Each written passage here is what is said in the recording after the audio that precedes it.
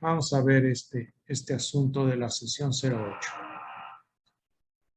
Ya desde desde las dos anteriores clases estuvimos tratando con las estructuras de Lewis. Estructuras de Lewis, muy importante para nosotros. Entonces,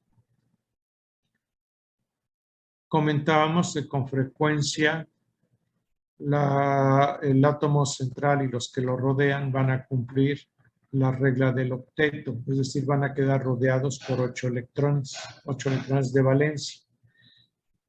Pero esa regla no siempre se va a cumplir y es lo que vamos a comentar aquí en este temita de las excepciones a la regla del octeto.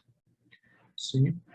Aquí yo comencé la descripción, bueno, pues comentando acerca del material que ya hemos ido desarrollando, como fue primeramente las cuestiones del enlace iónico, las energías de red, y que fue parte de nuestro primer examen.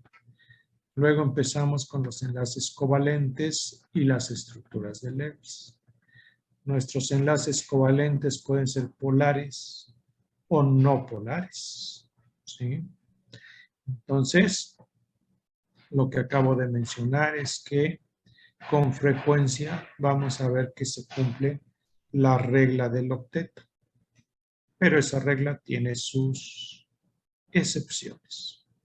Bueno, entonces aquí está presentado el caso de la molécula de hidrógeno, ¿sí? El hidrógeno tiene nada más un electrón de valencia.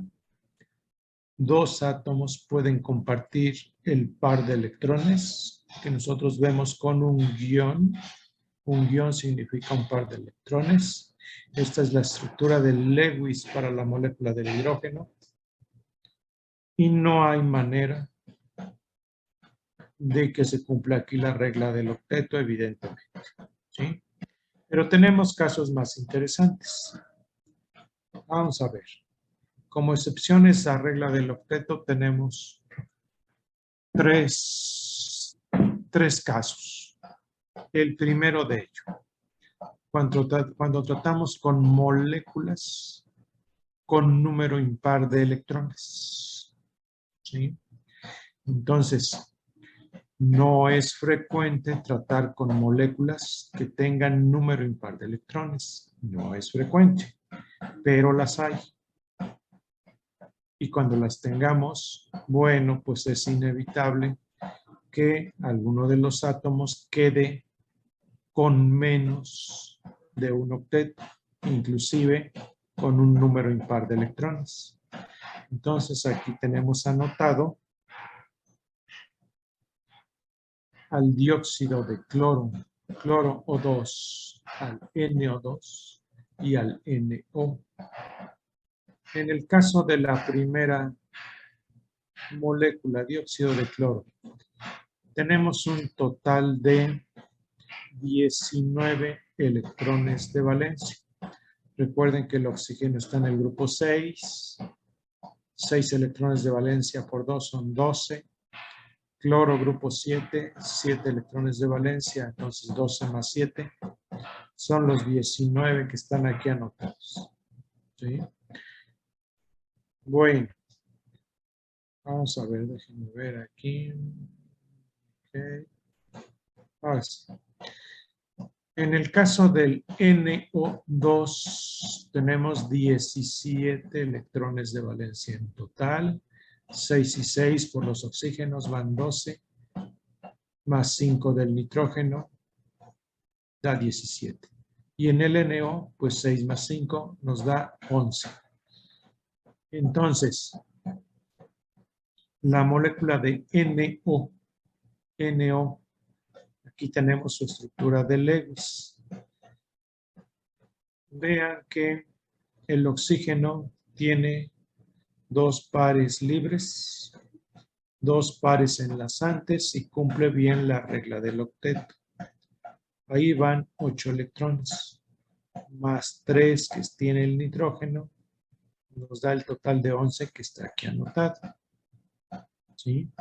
Pero entonces el oxígeno cumple regla del octeto. pero el nitrógeno no, porque el nitrógeno va a quedar rodeado por 4, 6, 7, ¿sí? Entonces, no podemos proponer que el oxígeno comparta un par de electrones y se forme un triple enlace, ¿sí? Porque entonces el nitrógeno se pasaría del octeto y el oxígeno tendría menos del octeto. No podemos hacer eso. La única opción razonable es ver la estructura de Lewis de esta manera, ¿sí? Bueno, si hablamos del NO2, que lo tengo aquí anotado, 17 electrones de valencia. Entonces, oxígeno a la derecha cumple el octeto. Oxígeno a la izquierda cumple el octeto. 2, 4, 6 y 2 del enlace, 8. ¿Sí? Entonces, 8 electrones más 8 del lado derecho, 16 más 1 de aquí arriba. Tenemos a los 17 electrones de valencia. ¿Sí? Es lo más que podemos hacer.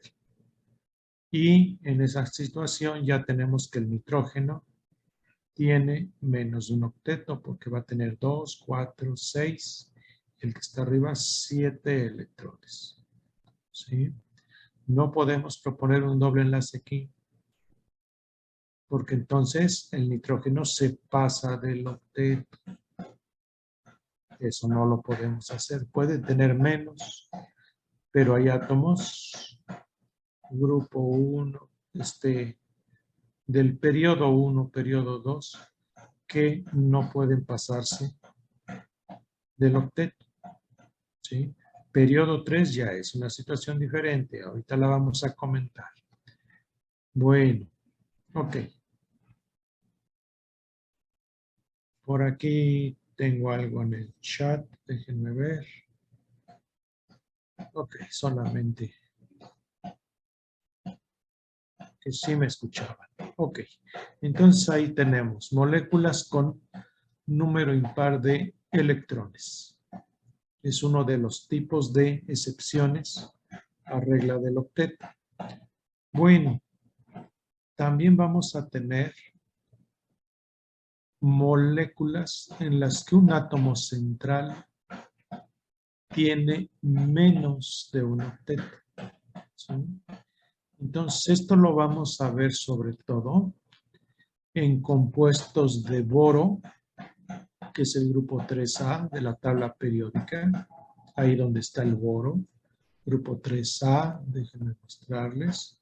Aquí está el boro, aluminio, galio, indio, talio. Es el grupo 3.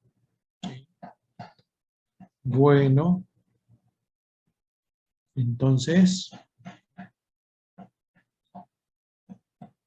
esos átomos, grupo 3, se caracterizan porque tienen 3 electrones de valencia.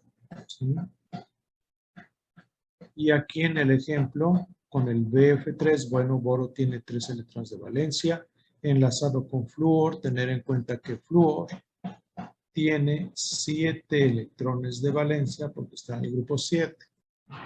Entonces, tenemos que hacer 7 por 3, 21, más 3, me da un total de 24 electrones de valencia. ¿Sí? Bueno, el boro es el átomo central. Se cumple el hecho de que el átomo menos electronegativo es el átomo central y 3 flúor lo van a rodear. ¿Sí? Lo que debemos de hacer para construir la estructura de Lewis, pues es completar el octeto de cada átomo de flúor.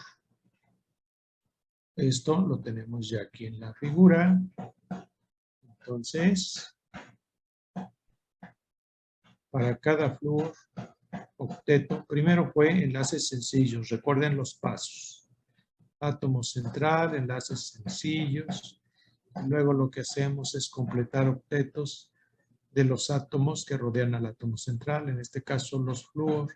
Entonces a cada átomo de flúor le ponemos 6, distribuidos en 3 pares de electrones. Bueno, pero ocurre que al poner esos 6 más los 2 del enlace inicialmente, pues ya tiene octeto el flúor. Cada uno de los flúor ya tiene completo el octeto, ¿sí? Y ya usamos los 24 electrones de valencia que teníamos. Bueno, uno podría imaginar que uno de los átomos del flúor comparte un par de electrones y con ello el boro, que tiene aquí 6 electrones, con el par compartido del flúor, tendría 8. Y diríamos, ya el boro cumple la regla del octeto. Pero aquí hay que tener cuidado,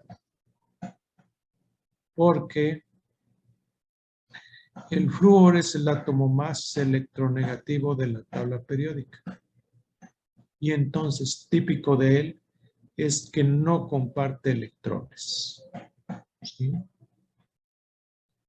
Además, si nosotros llegáramos a proponer que ese flúor comparte el par de electrones, pues nos quedaría con una carga formal de +1. Y eso químicamente pues no es razonable, ¿sí? Ya vimos el concepto de carga formal, ¿sí? Y entonces por estas razones es que la estructura de Lewis del trifluoruro de boro pues se tiene que quedar de esta manera.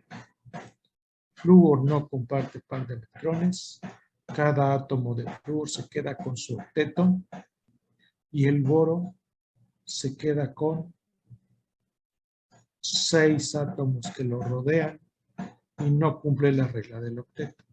Es una más de las excepciones a regla del octeto. Entonces les repito que esto se presenta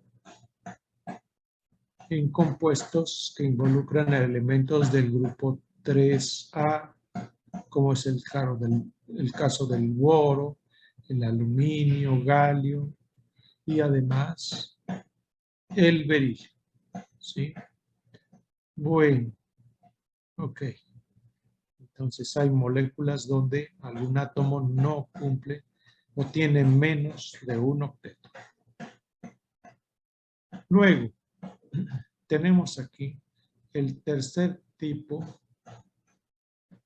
de excepción a regla del octeto.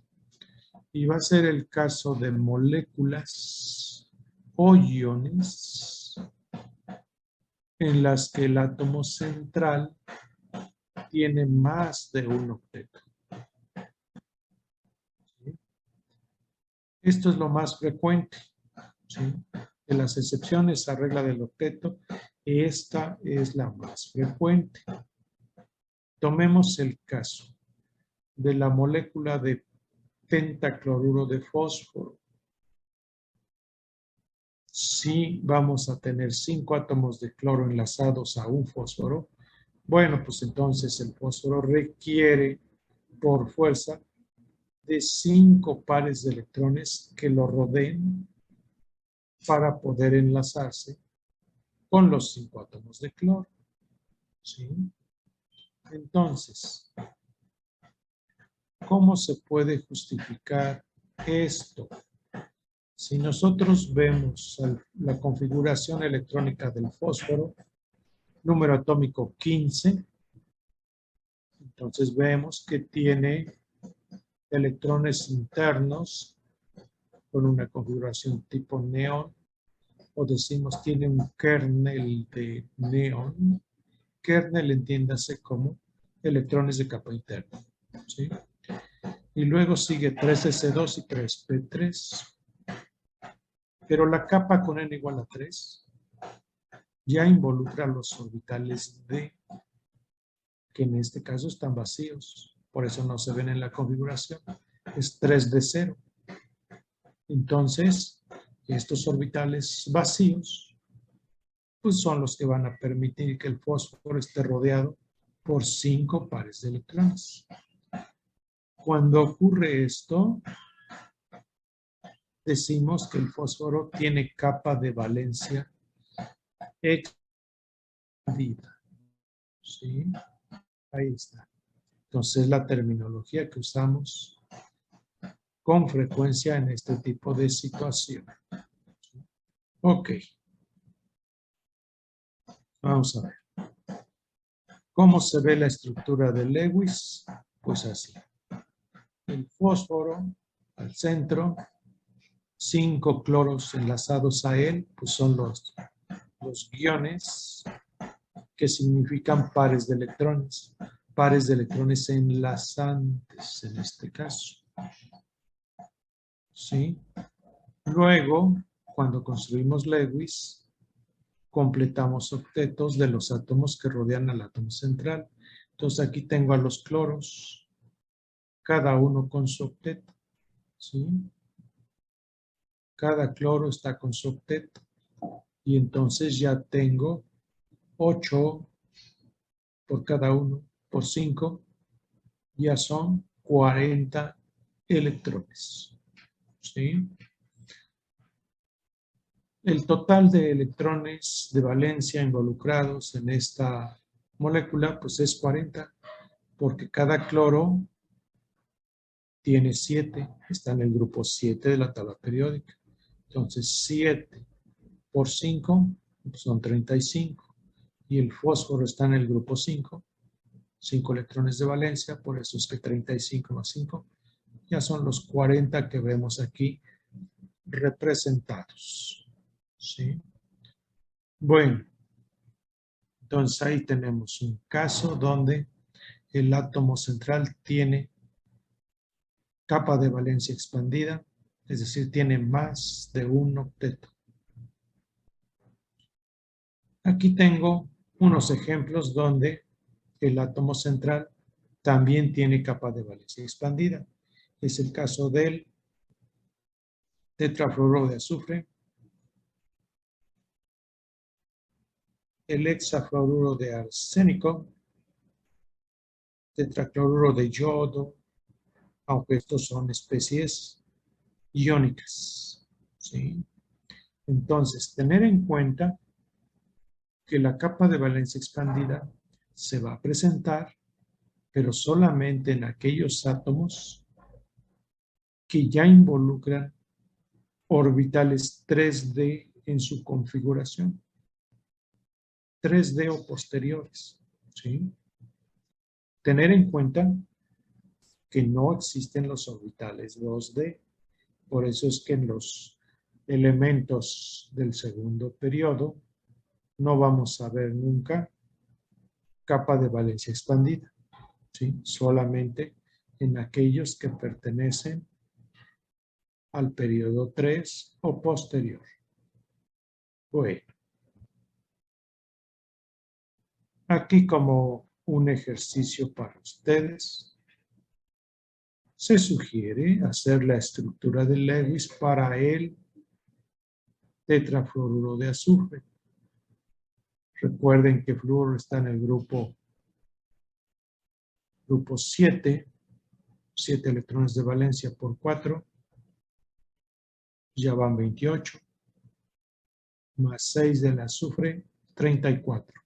Así que en la estructura propuesta deben de aparecer 34 electrones de valencia. Pero aquí se trata de que ustedes se entrenen con este ejercicio. Bueno, ok. El ion fosfato es algo relativamente especial. Ya hice algunos comentarios en la última clase y entonces les decía que para el fosfato pueden proponerse dos estructuras de Lewis. Aquí tenemos una y la otra aquí está. Entonces, en la primera, el átomo de fósforo cumple la regla del octeto. Y en la siguiente propuesta, el fósforo tiene capa de valencia expandida, porque va a estar rodeado por 2, 4, 6, más 4, 10 electrones. En la primera está rodeado por 8. ¿Sí? Bueno. Ahora, la estructura que más comúnmente se maneja, que se utiliza, es la que está puesta aquí a la derecha. ¿Por qué? Pues porque tiene la combinación de cargas formales más pequeña comparada con la que está a la izquierda. ¿Sí? Pero bueno, pues hay que tener en cuenta que los cálculos teóricos pues también sugieren que la primera inclusive es una mejor estructura. ¿Sí? Pero son resultados de cálculos teóricos. Si nosotros usamos el criterio de cargas formales y nos restringimos a ello, entonces nosotros debemos de llegar a la conclusión de que la mejor estructura sería esta, por la cuestión de las cargas formales más pequeñas. ¿Sí? Bueno, ok. Ahora,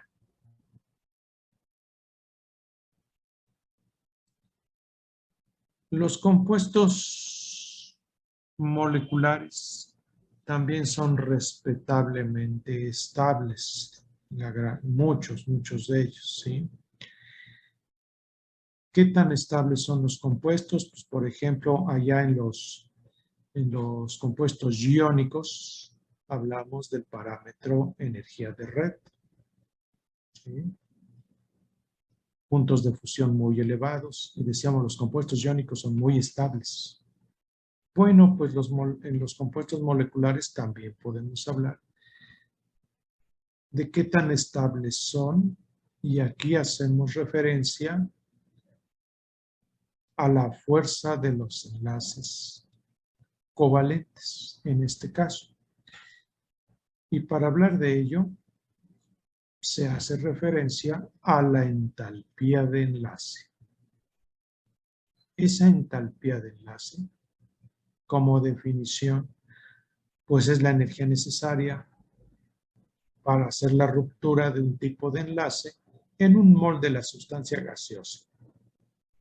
Romper enlaces químicos siempre requiere el suministro de energía.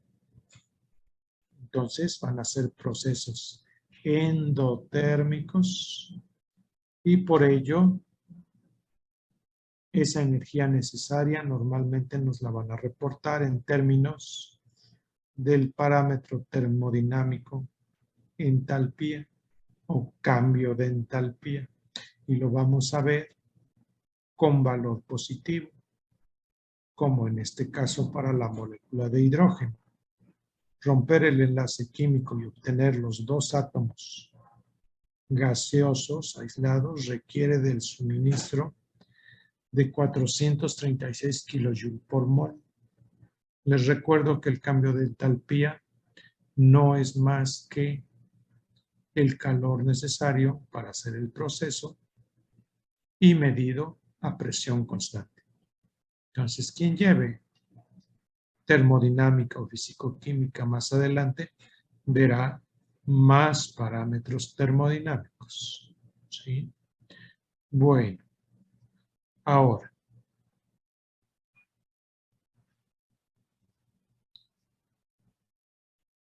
valores promedio de entalpías de enlace, pues los podemos encontrar en los libros y en los handbook de química y física. ¿Sí? Aquí tengo algunos datos solamente de entalpías de enlace y acompañados de longitudes de enlace. Entonces, ¿qué es lo interesante de esto? Bueno, un enlace sencillo carbono-carbono para romperse requiere de 348 kilojoules por mol. Esto es lo que nos da idea de la fuerza del enlace químico. Longitud de enlace, unos 54 angstroms. Y aquí lo que vale la pena es la comparación. Cuando tenemos doble enlace carbono-carbono, entonces energía para romper el doble enlace, pues es más que si fuera uno solo. Y entonces la entalpía de enlace se va a 614 kilojoules por mol. ¿Sí? Y algo que había comentado antes cualitativamente es el hecho de que cuando pasamos de enlace sencillo a doble, la distancia de enlace se hace más corta. Y aquí tenemos un valor efectivamente más pequeño de longitud de enlace. ¿Sí? Luego, si hablamos de un enlace triple carbono-carbono, entonces la entalpía de enlace es todavía mayor, 839 para el triple enlace, 614 el doble y 348 el sencillo. Hablando de enlaces carbono-carbono. ¿Sí? Entonces, 839 de entalpía de enlace para el triple enlace. Y como es de esperarse, al pasar de doble hacia triple enlace, la distancia de enlace se acorta un poquito más. Entonces, en lugar de 1.34, ahora en el triple tenemos 1.20. 1.20 angstroms. Esto mismo se observa pues con otros pares de átomos, carbono-oxígeno, sencillo y doble. El doble tiene más entalpía de enlace. ¿Sí? Más difícil romper dos enlaces que romper uno. Y el doble enlace un poco más corto que el enlace sencillo. ¿Sí? Carbono-nitrógeno, lo mismo. Sencillo, doble y triple. Bueno, pues entalpía de enlace que se va incrementando a medida que pasamos a doble o triple enlace. Y longitud de enlace que se va cortando. En el doble, menos longitud de enlace. Y en el triple, un poco menos de longitud de enlace. Bueno, y al caso del oxígeno, pues también repite los mismos conceptos comentados aquí. ¿Ok? Bueno, vamos a ver. Los valores muestran que cuando se pasa de un enlace sencillo a uno doble o triple, la fuerza del enlace se incrementa. ¿Sí? Fuerza de enlace entendida a través del cambio de entalpía. ¿Sí?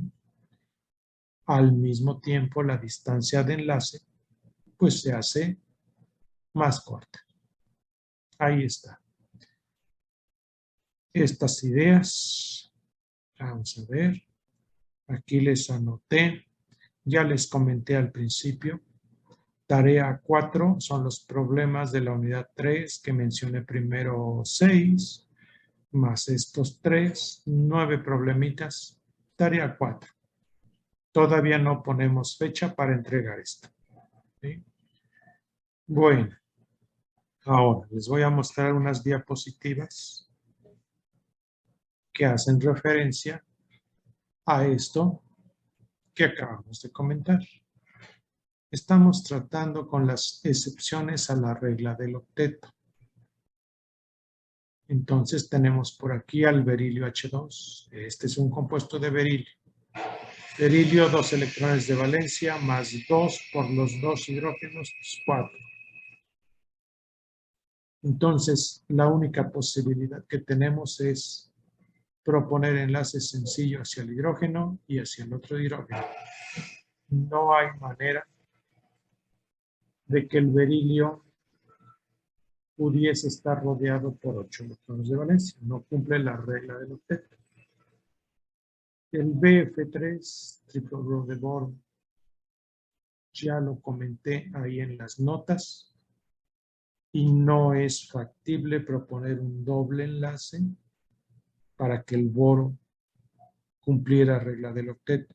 Eso no es razonable químicamente, por la alta electronegatividad del átomo de flúor. Bueno, vamos a ver la que sigue. Estas diapositivas también ya están disponibles en el aula virtual. Bueno, moléculas con electrón impar, ya comentábamos algunas. Aquí tenemos el caso del NO, nitrógeno 5 electrones de valencia, oxígeno 6, así que la suma es 11. 11 electrones de valencia. Entonces, el oxígeno cumple regla del octeto, es el átomo más electronegativo. En cambio, el nitrógeno, pues se tiene que quedar con 7 y no cumple la regla del octeto. Bueno, como excepción a regla del octeto, también podemos tener el octeto expandido o capa de valencia expandida. Entonces se requiere que el átomo central tenga en su configuración un número cuántico mayor que 2. Por eso les decía que a partir del tercer periodo podemos ver átomos con más de un octeto. Entonces aquí está el ejemplo para el hexafluoruro de azufre. Azufre 6 electrones, está en el grupo 6. Y por cada flúor son 7, grupo 7. Por 6, 42. Y el total es 48 electrones. Entonces, ponemos al azufre como átomo central y tenemos que proponer enlaces sencillos hacia cada flúor. Pues por fuerza tienen que ser 6, lo cual significa ya que el azufre está rodeado por 12 electrones. ¿Sí? Aunque el flúor queda con, todos los flúor quedan con 8 electrones de valencia. Los flúor no tienen problema, cumplen la regla del octeto, pero el azufre tiene capa de valencia expandida. ¿Sí? Y a lo más que llegamos es a 12 electrones que rodean a un átomo central. Bueno, ok. Vamos a ver. Aquí tenemos otra vez el concepto de la energía de enlace. O fuerza del enlace covalente en estos casos. ¿Sí? Reportado o entendido a través de la entalpía de enlace. Energía necesaria para romper un enlace particular en un mol de moléculas gaseosas. Aquí tenemos el proceso para el hidrógeno. ¿Sí? Hidrógeno gas, obtengo los dos átomos en estado gas y entonces la energía de enlace es 436 kilojoules. El cloro, 242,7 kilojoules. El oxígeno, vean que aquí se requiere de más energía que en los casos anteriores. Lo que pasa es que el oxígeno tiene un doble enlace. Y si hablamos del nitrógeno, se requiere de más energía. ¿Por qué? Pues porque el enlace nitrógeno-nitrógeno es triple. Entonces, romper un triple enlace requiere de más energía que uno doble y que uno sencillo. Entonces, en cuanto a energías de enlace, la mayor la vamos a ver en un enlace triple, un poco menos en el enlace doble y todavía menos en un enlace sencillo. Bueno, ok. Tengo aquí un proceso de ruptura de enlace para hacer referencia a la energía de enlace. Promedio, dice aquí, en moléculas poliatómicas. Aquí se muestra la idea de la energía de enlace promedio, tomando el caso del agua como ejemplo. En el agua tenemos dos enlaces oxígeno-hidrógeno. Se rompe el primero, 502 kilojoules. Romper el siguiente enlace, pero ya se refiere a la unión OH y como especie individual. Para eso se requiere de 427 kilojoules. Entonces, cuando se dispone de este tipo de información, sale la energía de enlace promedio. ¿Sí? Energía de enlace o del enlace oxígeno-hidrógeno en el agua. Valor promedio, 464 kilojoules. ¿Sí? Aquí tenemos una tablita con diversos datos. Los números son muy pequeñitos. Solamente les comento que aquí se repiten los conceptos que ya les comenté con los datos que tengo allá en mis notas. ¿Sí? Entonces, ya no hago más referencia a esta tabla, donde además no se ven bien los números. Entonces, por eso tenemos aquí el mismo tipo de información. ¿Sí? Bueno, ok. Les decía que esta sesión 08 es bastante corta, pero aquí tenemos anotados unos problemitas para que junto con los de la sesión 07 sean la tarea número 4. ¿Sí? Bueno, entonces, como tenemos buen tiempo, pues vamos a avanzarle un poco a la sesión 09. Sesión 09. Adelanto unos conceptos y el viernes posiblemente la terminemos. Bueno, entonces aquí vamos a hablar de la geometría molecular y de las teorías de enlace. Bueno, para hablar de esto, de geometrías moleculares, entonces es porque ya tenemos la habilidad para dibujar estructuras de Lewis, ¿sí? No nos deben de fallar. Las geometrías moleculares, pues son muy importantes en la química. Por ejemplo, la actividad farmacológica de un compuesto puede depender de cómo es el acomodo espacial de los átomos, ¿sí? Siendo la misma fórmula condensada, en la fórmula desarrollada podemos tener átomos en diferentes posiciones y nada más. Por eso, la actividad farmacológica puede ser muy diferente o no existir, ¿sí? Bueno, el acomodo geométrico de los átomos también va a determinar si una molécula es o no es polar.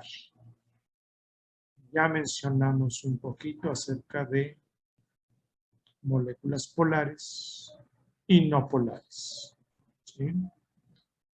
Pero aquí lo vamos a ver con mayor detalle porque aquí vamos a hablar de moléculas que son de más de 2 electrones. Puede ser de 2, pero esencialmente pues de 3, 4, 5 o más electrones, más átomos, ¿sí? Entonces la geometría de la molécula va a ser muy importante para poder indicar si una molécula es o no es polar. Bueno, cuando nosotros dibujamos estructuras de Lewis, Bueno, más de una persona puede pensar que las moléculas son planas. Efectivamente, algunas son planas, pero hay muchas otras que no son planas. Y por ello es que existen muy diversas geometrías. ¿Sí? Bueno, cada geometría va a tener sus características y nombre particulares. Bueno, con la práctica se va a reconocer fácilmente el nombre de una cierta geometría. Aquí en la figura yo tengo algunas geometrías básicas para moléculas de fórmula general A, B, subíndice N. Entonces, esto significa que N átomos de B están rodeando al átomo A. ¿Sí? Entonces, podemos tener una molécula de fórmula AB2 que puede ser lineal, ¿sí? Un átomo central A y dos B que lo rodean, y puede ser un arreglo lineal, pero también puede ser AB2 y no ser lineal, en cuyo caso el nombre de la geometría se reporta como angular, ¿sí? Angular en este caso. Ya si tengo una molécula del tipo AB3,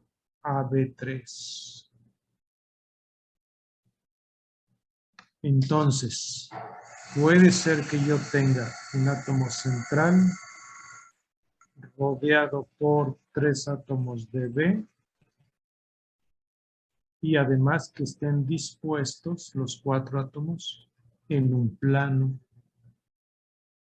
En ese caso la geometría se llama plana trigonal. Apenas si se ve el nombrecito aquí, pero por aquí más adelante en una tabla se ve mejor el nombre. ¿Sí? Entonces, plana trigonal.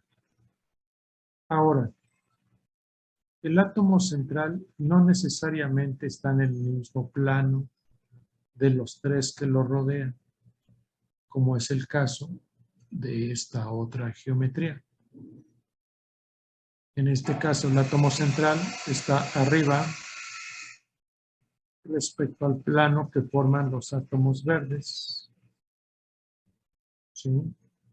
Y entonces, cuando tenemos este tipo de geometría, pues se llama pirámide trigonal o piramidal trigonal. Es igual. Piramidal o pirámide trigonal es lo mismo. ¿Sí?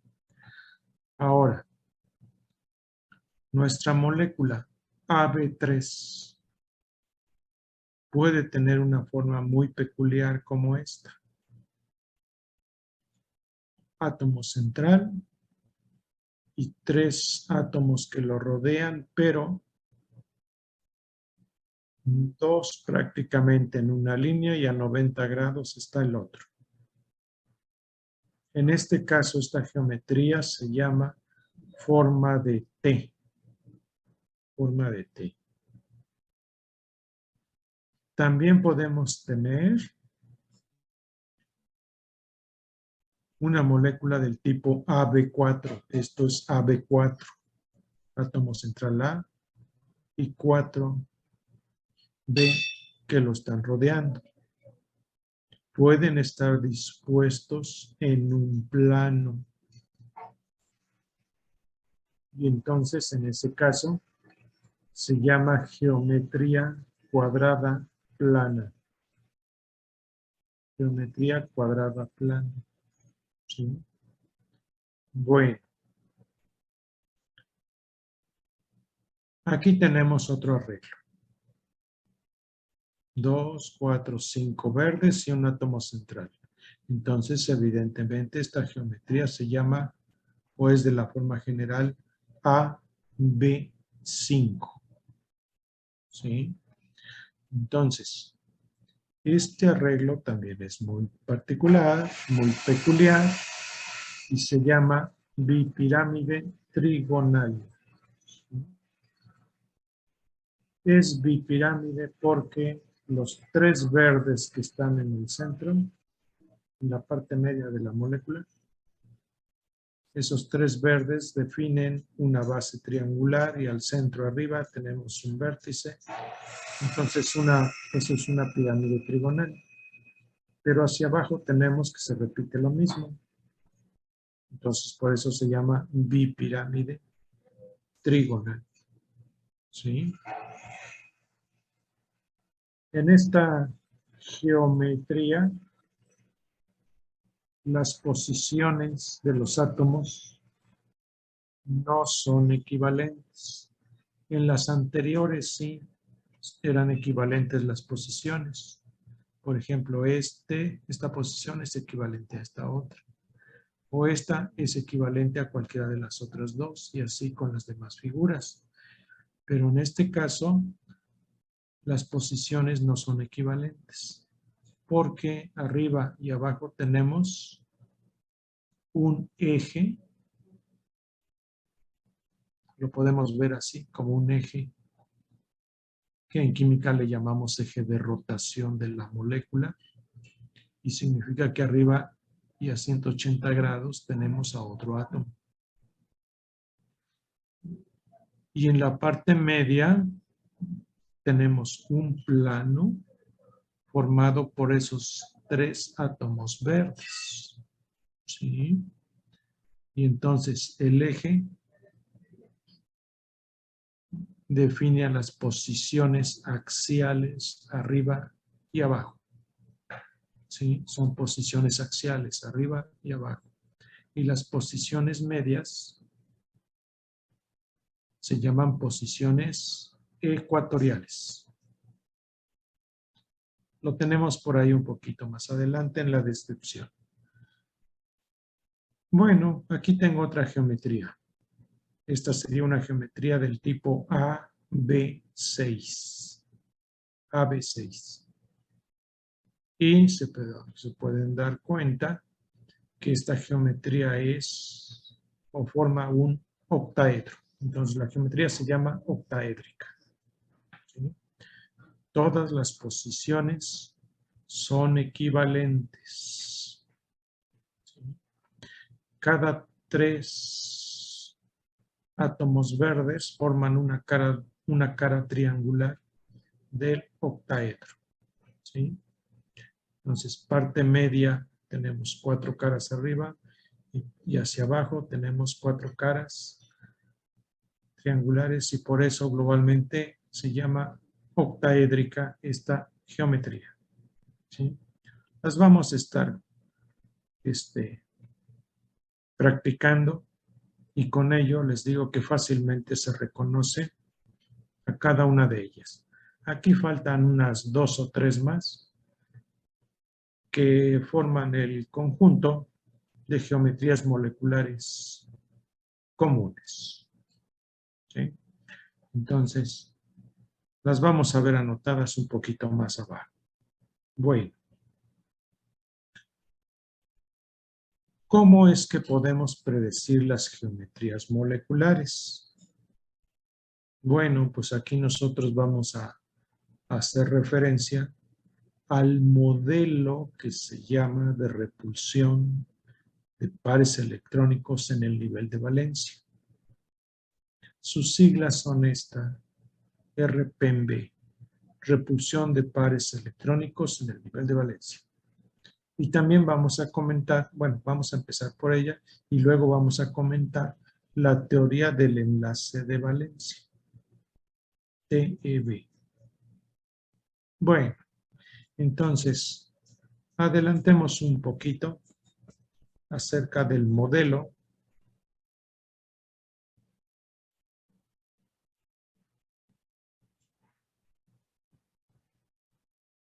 de repulsión de pares electrónicos en el nivel de valencia. Entonces, es el más sencillo de todos. ¿Sí? Entonces, ¿cuál es la idea básica de este modelo?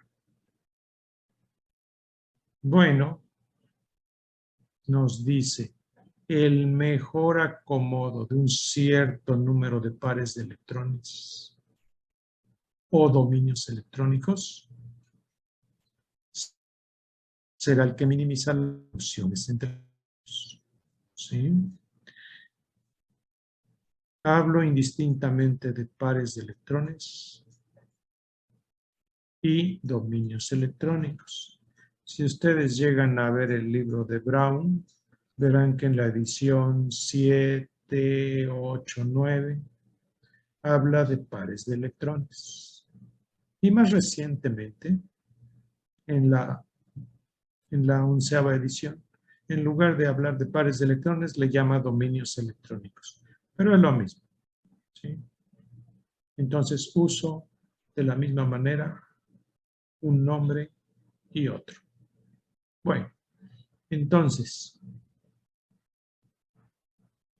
si tenemos dos pares de electrones, entonces, por cuestiones de repulsión que buscamos que sea la mínima, bueno, pues esos dos pares de electrones van a estar orientados lo más lejos uno de otro, y eso significa que están acomodados en forma lineal a 180 grados uno de otro. La misma idea se aplica para tres pares de electrones. Lo más lejos uno de otro implica que los pongamos en un plano y a 120 grados de separación para que la repulsión sea mínima. ¿Sí? Ya cuando hablamos de cuatro pares de electrones, resulta que el mejor arreglo es ponerlos apuntando hacia los vértices de un tetraedro, ¿sí? Con lo que el ángulo entre ellos va a ser de 109.5. Obviamente, este arreglo ya no es un plano o ya no está en el plano. Entonces, les puedo mostrar, como dice aquí, dice ver la tabla en la siguiente página. Vamos a ver la tablita donde vemos el acomodo de esos pares de electrones o dominios electrónicos. Entonces, aquí tengo. La tabla está tomada del libro de Brown, ¿sí? ¿Cuántos pares de electrónicos tenemos? Pues dos. Acomodo de pares electrónicos, lo más lejos uno de otro, 180 grados. Geometría de pares electrónicos, lineal, ángulo, entre un par y el otro, 180 grados. Entonces, hay que tener cuidado. Aquí estamos hablando de geometría de pares electrónicos, que es diferente a la geometría molecular, porque no todos los pares electrónicos van a ser pares enlazantes y algunos van a ser pares libres. Entonces, en algunas ocasiones van a coincidir, pero no siempre. Entonces, aquí por el momento estamos hablando de geometría de pares electrónicos. ¿Sí? Entonces, dos pares electrónicos, lo más lejos uno de otro, acomodo lineal, ángulo 180. Si hablamos de tres pares electrónicos, los ponemos en un plano y a 120 grados uno de otro. Geometría de pares electrónicos, pues le vamos a llamar plana trigonal. Aquí está anotado el ángulo, ¿sí?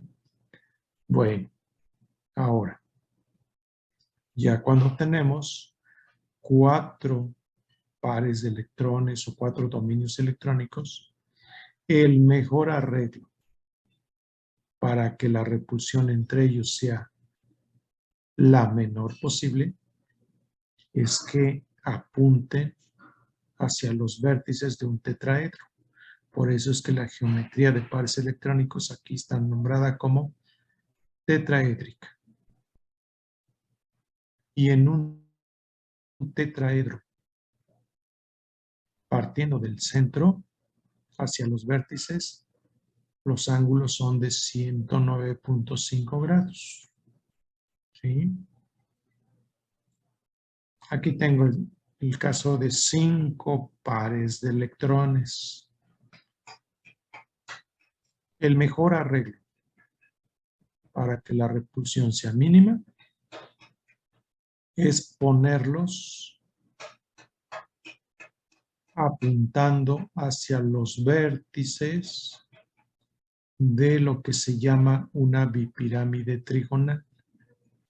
¿Sí? Entonces les decía que en una bipirámide trigonal tenemos posiciones axiales y posiciones ecuatoriales. Los ángulos son diferentes. 120 entre los ecuatoriales y 90 grados entre un axial y un ecuatorial. Veremos un poquito más de detalles respecto a esta geometría. Y si yo tengo 6 pares de electrones, pues ya el mejor arreglo es poner esos pares apuntando hacia los vértices de un octaedro. Todos los ángulos van a ser de 90 grados. Claro que si yo tomo uno y su contrario totalmente, pues es 180.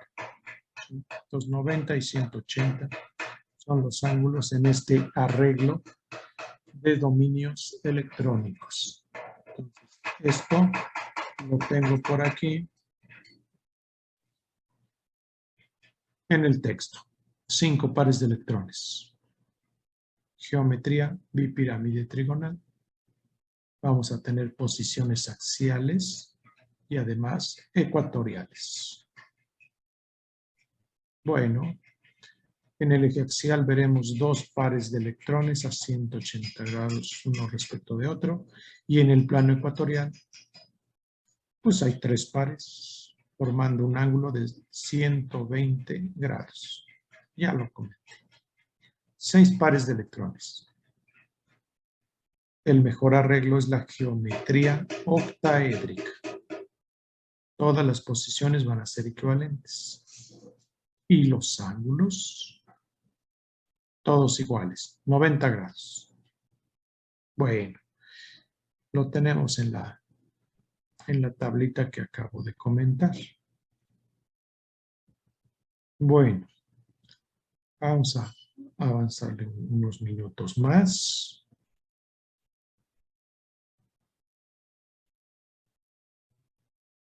Vamos a ver.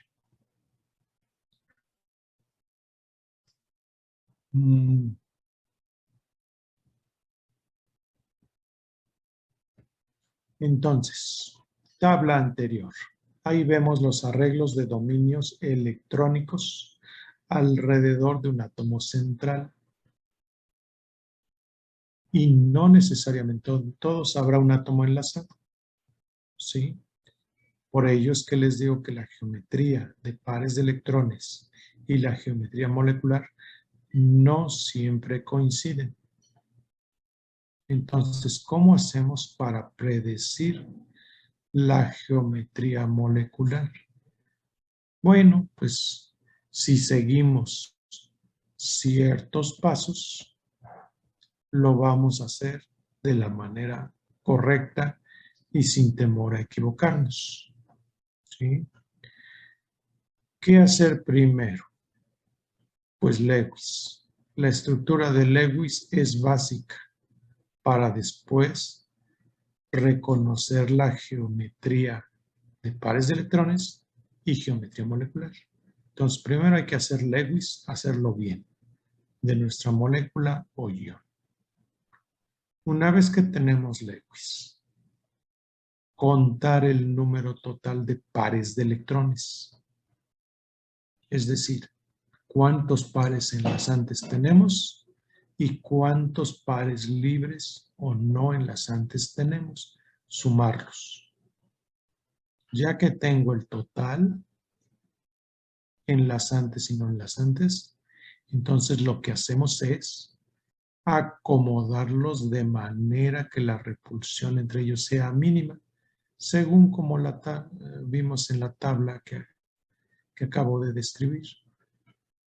Con ello, estaremos reconociendo la geometría de los pares de electrones. ¿Sí? Luego, la geometría molecular la vamos a reportar en función de los pares enlazantes. ¿Sí? Tener en cuenta que si nuestra especie química tiene un enlace doble o triple, ese enlace doble o triple va a contar como si fuera solamente uno para reportar la geometría.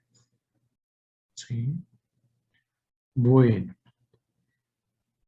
estos pasos se muestran en este ejemplito. Para el caso del amoníaco, una molécula muy sencilla, NH3. Hacemos estructura de Lewis. Nitrógeno grupo 5, más 3 hidrógenos, total 8 electrones de valencia, y son los que vemos aquí rodeando al átomo de nitrógeno. ¿Sí? Bueno, entonces ya tenemos la estructura de Lewis. Contamos el total de pares de electrones y van a ser 1, 2, 3 pares enlazantes, un par libre. Entonces los acomodamos de tal manera que la repulsión entre ellos sea mínima, y eso significa poner a esos pares de electrones en un arreglo tetraédrico. Al centro está el nitrógeno y tenemos 3 pares enlazantes y un par libre o un par no enlazante. Entonces ahora reportamos como geometría de pares de electrones, pues tetraédrica. Pero geometría molecular no se llama tetraédrica, porque en los experimentos no se ven los pares de electrones libres. Y entonces nada más nos queda un nitrógeno arriba del plano que forman los 3 átomos de hidrógeno. Y entonces aquí está el plano que forman los 3 átomos de hidrógeno.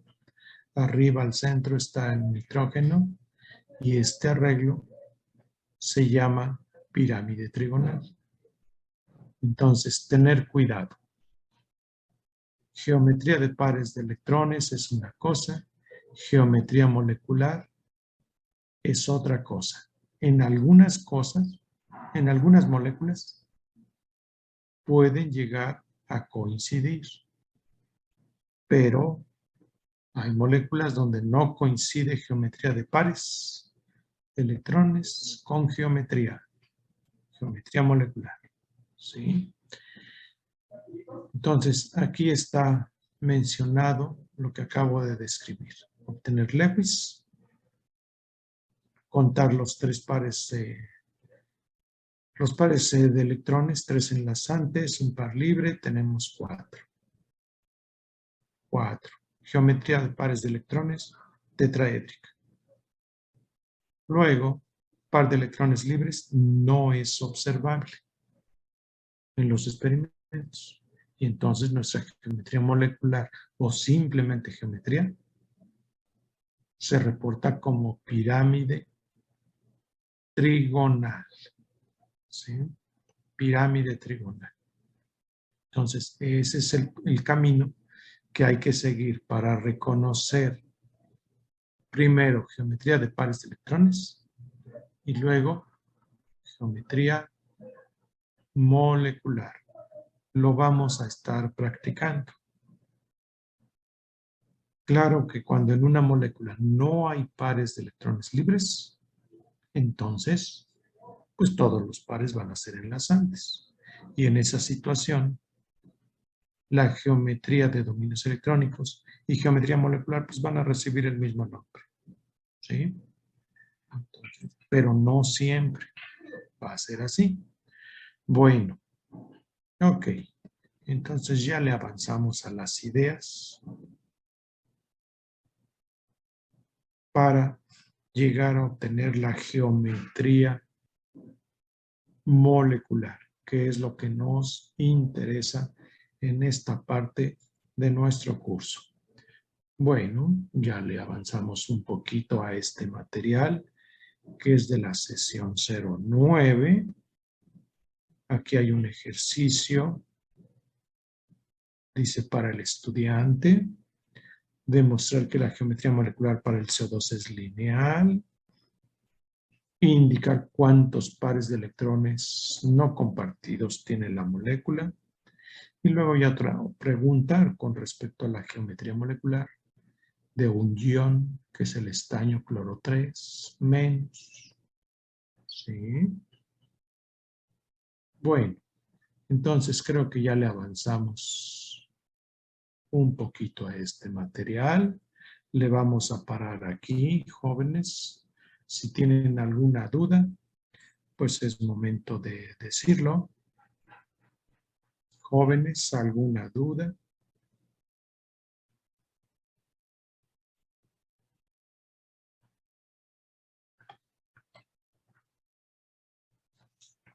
No hay dudas.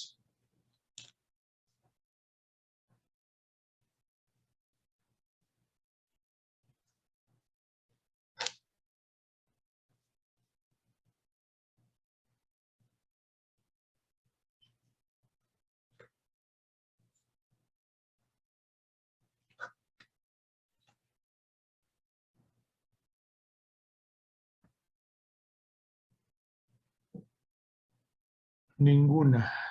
Me dicen que no hay duda. No hay dudas. Bueno, jóvenes, entonces el material está claro. Esta partecita de la sesión 09 todavía no la pongo disponible en el aula virtual porque le estoy dando una revisadita. Entonces, a lo mejor mañana ya la pongo. También los detalles para el trabajo de investigación, a lo mejor mañana ya los pongo en el aula virtual. Y entonces, el viernes yo creo que le avanzamos a esto que sigue y concluimos nuestra sesión 09 de nuestro curso. Bueno, entonces, si no hay dudas, jóvenes, pues ánimo, hay que ir estudiando. Ya les mostré sus calificaciones, cómo van. Varios de ustedes salieron bastante bien. No descuiden la tarea porque si no, su calificación baja un poquito. Y entonces, continuamos este viernes, jóvenes. Ya se pueden ir desconectando. Que tengan buena tarde. Nos vemos viernes.